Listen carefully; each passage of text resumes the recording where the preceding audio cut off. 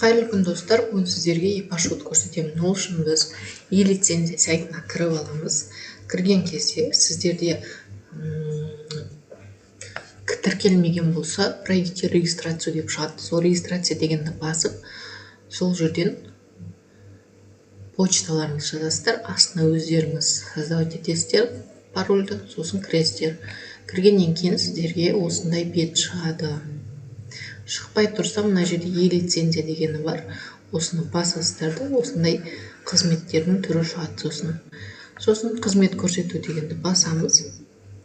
Асты жағына түсіп, мына жерден жеке кәсіпкерлікті қызмет көрсету, обслуживание, орысшасын қойып бассаңыздар да болады.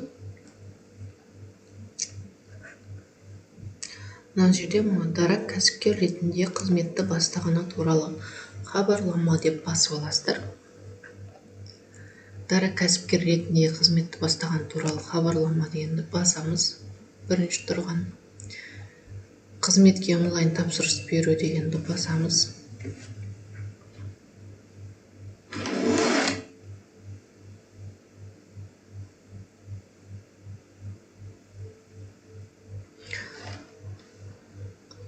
Жеке кәсіпкерлікті қайдан ашып жатыр, сол қаланы таңдап аламыз, және ол қаланың қандай районына қарайды, соны таңдап аласыздар. Яғни магазин болса, мысалы бір торговый центрде магазин ашып жатсаңыздар, сол торговый центрдің адрес бойынша таңдайсыздар райондарды.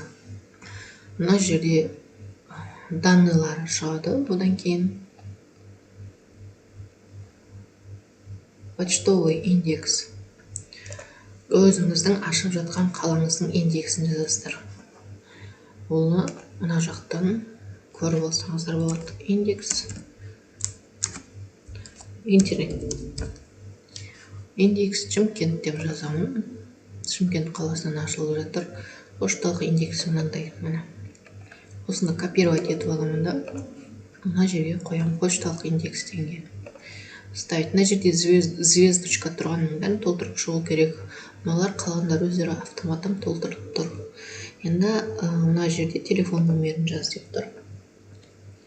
Телефон номерін жазамыз. Егопқа тіркелген телефон номерін жазып шығамыз. Одан әрі дегенді басамыз. Сосын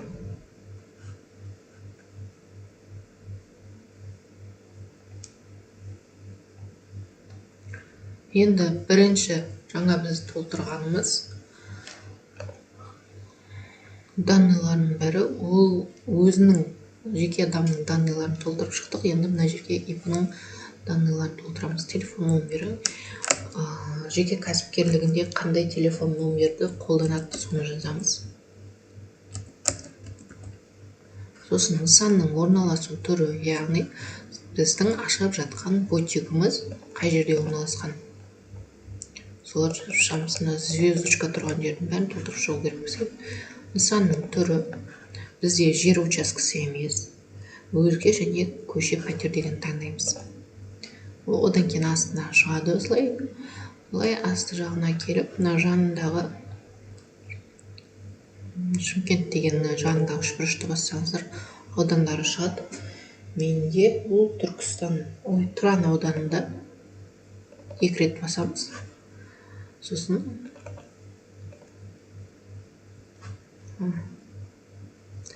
қайда кетті? Ана Тұран ауданы шықты. Көше. Көшенің атын мына жерге атын жазсаңыздар өзі шығады. Көшенің атын Шиев.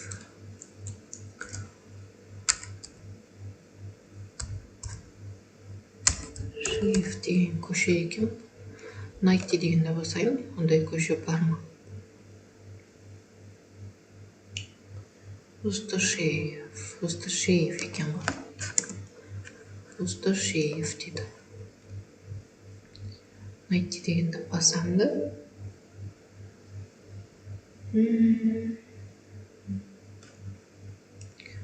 Мынаны іздеп көрейік. Осыдан. Усташеева.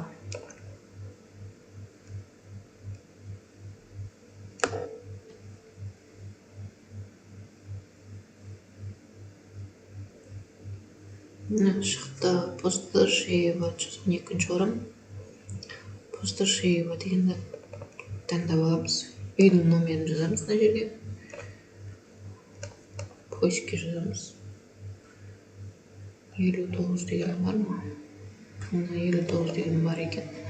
Осыны қоямыз. Кәсіпкерліктің түрі. Кәсіпкерліктің түрі бізде жеке кәсіпкерлік. Және дара кәсіпкердің атауы. Бұл жерде яғни магазиннің атауын жазамыз. Көп адам ИП фамилиясымен де атымен аша салады. Бұл жерде, если магазиндеріңізде бір логотип бар болатын болса, мысалы Ақерке стайл дейтіндер болады, Дара Kids дейтін магазиндер болады, солардың аттарын жазу керек. Ал егерде әлі атауын қоймаған болсаңыздар, ИП ондай атауларыңыз жоқ болса, кәдімгідей ИП атымен жазсаңыздар. ИП Ақмарал деп жазып салайық. Егерде магазиндеріңіз атаулары болатын болса, осы жерге жазыңыздар. Дара Kids, Ақерке стайл, магазиндердің аттары көп қой. Солардың өздеріңіз таңдаған бір атауды осы жерге жазасыздар. Одан кейін мына жерде проверка болады, екі. Осыны жіберу дегенді басасыздар да, мына астында тағы екінші проверка жіберу дегенді басасыздар. Біреуінде жоқ, сосын иә деп шығады. Одан кейін бізде салық режимін таңдаймыз. Бұл кәсіпкер қандай салық режимде жұмыс жасайды? Бізде қазір 3 қана салық режимі қалды 2026-та. Жалпыға бірдей берілген тәртіп бұл ОУ режим дейді, ОУР. Общеустановленный режим дейді. Екіншісі декларация негізінде оңайлатылған декларация негізіндегі салық режимі.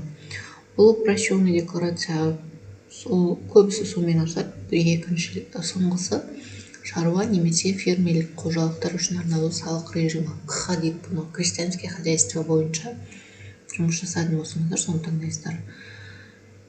Бұл бізде ОУР режимде емес, оңайлатылған декларация, упрощенка режимінде жұмыс жасайтын болады. Одан әрі басамыз.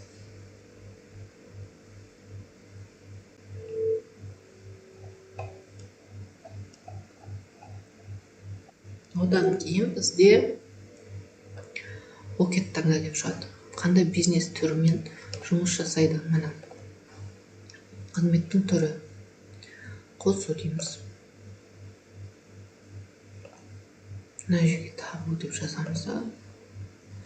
Менде океттің түрін білемін. Сіздер білмейтін болсаңыздар, мынаның бәрін оқып шығасыздар. 45 страница бар, соның бәрін оқып, өзіңізге келетін окет түрін таңдап аласыздар. 47-9 менде онлайн сауда немесе қазір мына поштамен тапсырыс беру немесе деп тұр. Жоқ, мен іздейді екенмін басынан.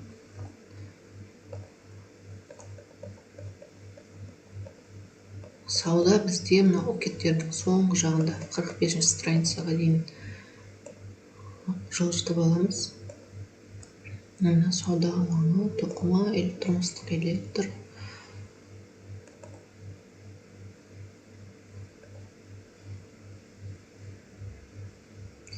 Желі маркетингі дейді.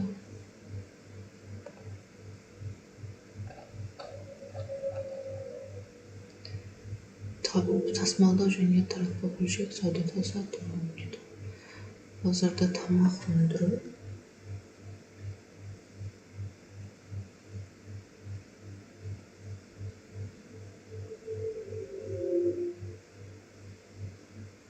Розничная торговля вне магазинов деген болу керек. Вне магазинов.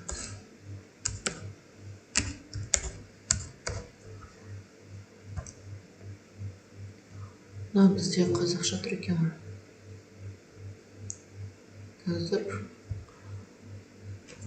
орысшаға аударып алайын, сосын.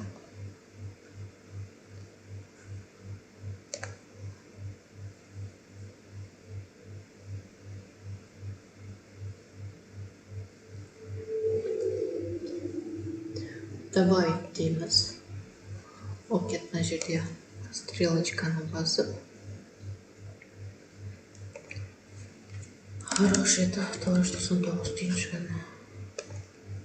Шығам екен, шықпайды. Розничная торговля. Розничная торговля.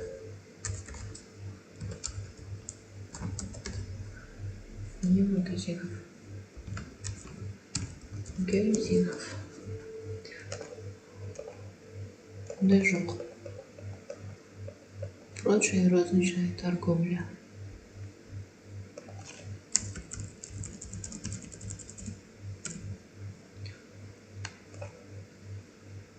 Мына жерде прочая торговля магазинов или торговый объектом.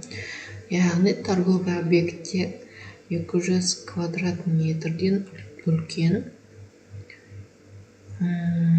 деді. Торговый объект, прочая розничная торговля магазин, торговый объект дейді. Мына нес магазин жоқ.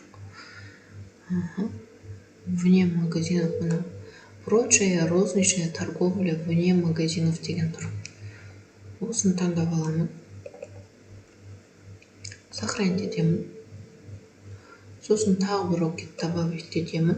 Өйткені бұл онлайн саудада жасайды. 47 доллар жасауын.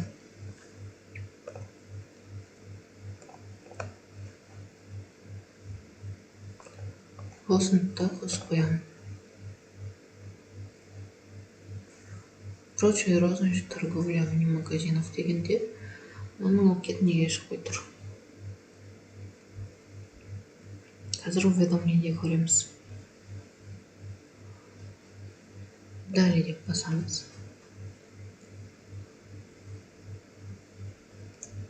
Етсіпмен қол қоясыздар.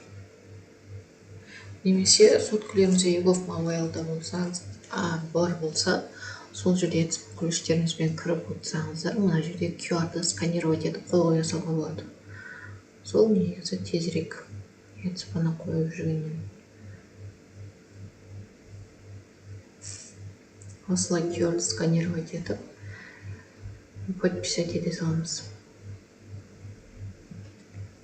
Если қосылмаған болса, етсіпмен кәдімгідей қол қоя берсеңіздер болады. Мына ИП-мыз ашылды. Оцените обслуживание деп шығады. Біреуін басып жібере саласыздар да, сосын мына жерден жаңағы ИП-ның уведомление, ИП талонын алу үшін осы жерде басасыздар. Мына жерден уведомление деген жерден шығып тұрады. Уведомление о начале деятельности в качестве уведомления номермен мынау поиск дегенді бассаңыздар и скачать уведомление деген шығады. Скачать етіп аламыз. Изменение скачать талон дегенді. Талонды скачать етіп аламыз. Енді сіздерде ИП ашылған туралы құжаттар осы. ИП талоны. Сосын ИП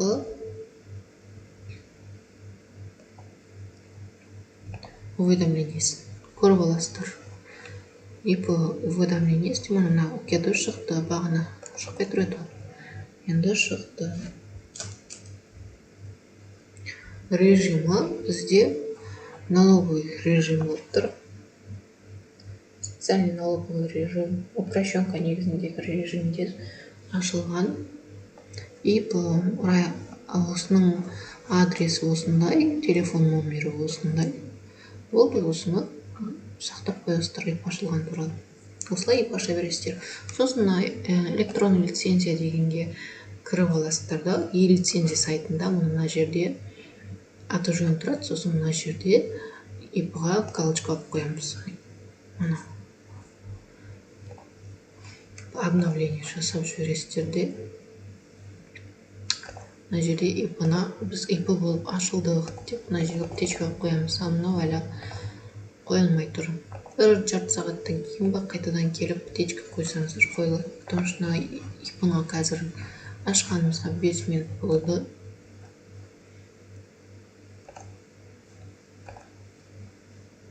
Ипо дегенге галочка қойып тұру керек.